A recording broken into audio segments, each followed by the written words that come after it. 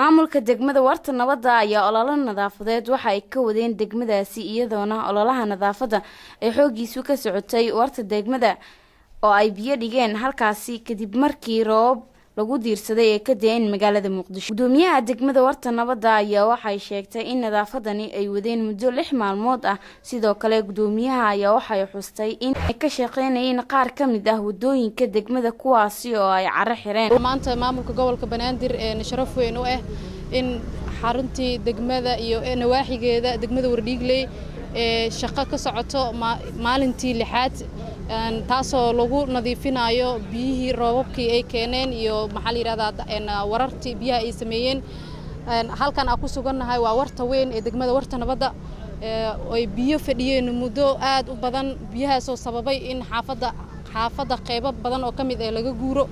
Falilah alxamdu maanta waxaan joognaa guul aad u weyn, waxaan biyihii halkaas ka nadiifinay ugu badnaan aan ku meel gaari doonaa sanadada soo socda insha Allah. waxaana mahadaas iska leh maamulka gobolka Banaadir oo ugu horeeyay gudoomiyaha gobolka waxayna noqon doontaa wax badan ee dadka reer warta nabadda ama Wardhiigley ay ku soo xasuustaan shaqadan maanta oo Jimcaha ay u taagannahay.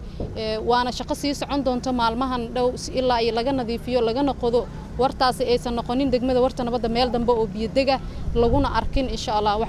ugu dambeyntii gudoomiyaha gobolka Banaadir ahna duqa Muqdisho Injineer Riiso ayaa sheegay in maamulka gobolka uu mar walba u taagan yahay la shaqeynta bulshada maalmaha nasashadana ay shaqeynayaan. waxay u sheegtay maanta oo Jimcaha waxaan kormeer ku nimid degmada warta nabadda si aan ugu kuurgalno xaaladda ololihii socday roobkii kadib iyo saameyntii horaan u ballan qaadnay oo maamulkii shacabkana in loo dhawaado oo howlahooda loo fuliyana waa wax waajib nagu ah. maantana waxna keenay iyadoo Jimcaha waxay tahay bal inaan hubinno sida shacabka degmada warta nabadda iyo maamulka degmada iyo maamulka gobolka ay isaga kaashanayaan ololahan isaga ah oo meeshii biyaha fariisan jireen biyahaas haddaan la gurin hadhow waxaa imaanaysa roobka imaadana meel u taga ma laha. marka si looga sii muxuu ahaa feejignaado waxaa socota ololo weyn oo degmooyin meel u taga ma laha. marka si looga sii muxuu ahaa feejignaado waxaa socota ololo weyn oo degmooyinka oo dhan ah. waxaan u mahadcelinayaa shacabka gobolka Banaadir oo runtii mar walba diyaar noo ah iyo bahda saxaafadda oo la ilaabi karin doorka ay ka qaataan sidii caasimadan loo horumarin lahaa. dal walba iyo caasimad walba waxa dhista waa dadkooda. annaga maamulka ahna waxaan haynaa qorshooyin fara badan, kuwa waqtiga dheer kuwa waqtiga dhow kullina waxay ku salaysan yihiin sidii baahida shacabka loo dabooli lahaa.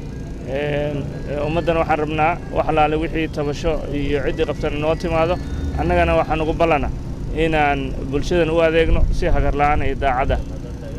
waa aragteen degmadiina waa soo marnay xitaa meelihii bacaadka yimid in bacaadka laga qaado meelaha kale godadka la duugo si waxaan u noqoto wax muxuu ahaa waara horena u socdo. runtii mar kale aad uga mahadcelinaa dhammaan shaqaalaha dawladda hoose oo hari habeen taagan Jimcaha iyo maalin walba ah iyo sidoo kale shacabka oo runtii kaalin weyn nagala qaatay bahda saxaafadda oo mahadsantiin. Maryam Xuseen Jibriil SBS TV magaalada Muqdisho.